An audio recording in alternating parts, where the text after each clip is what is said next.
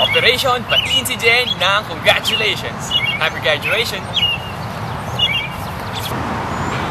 Congratulations!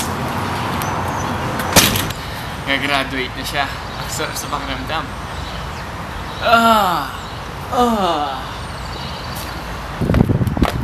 Congratulations!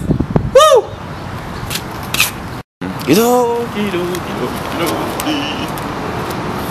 Hi Jen! Maligayang pagtatapos.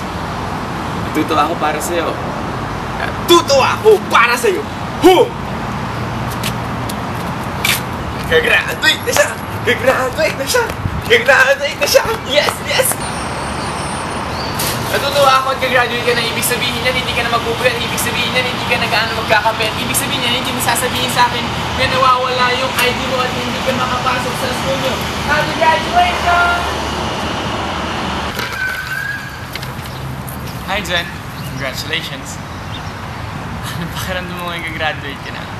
Ako masaya para sa'yo. Yay! Yay! Graduate ka na. 4 years din yun. Marami kang pinagdaanan. Masaya ako para sa'yo.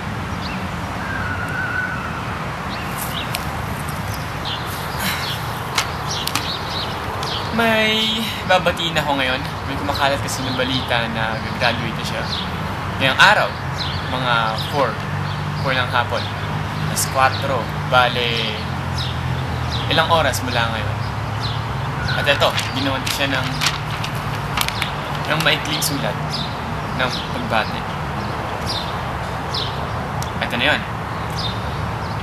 Para sa thesis, para sa mga takdang aralin, para sa OJT, para sa mga araw na nagdaan, maaari ka nang kumuha ng paalam sa mga ito. Pinatunayan mong sa loob ng 4 na taon, hindi ka sumuko. Pinatunayan mong kaya mo. Naging matatag ka sa mga malalalim na gabi na mainit na kape ang karamay mo. Magtatapos ka na. Oras mo lang ngayon, akyat ka na sa entablado.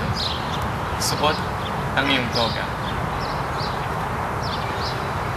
Nalagpasan mo na pagtagumpayan ang buhay kolehiyo.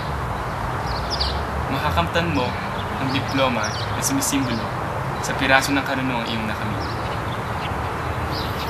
Magwawakas na ang iyong buhay kolehiyo at magsisimula sa panibagong yugto ng buhay.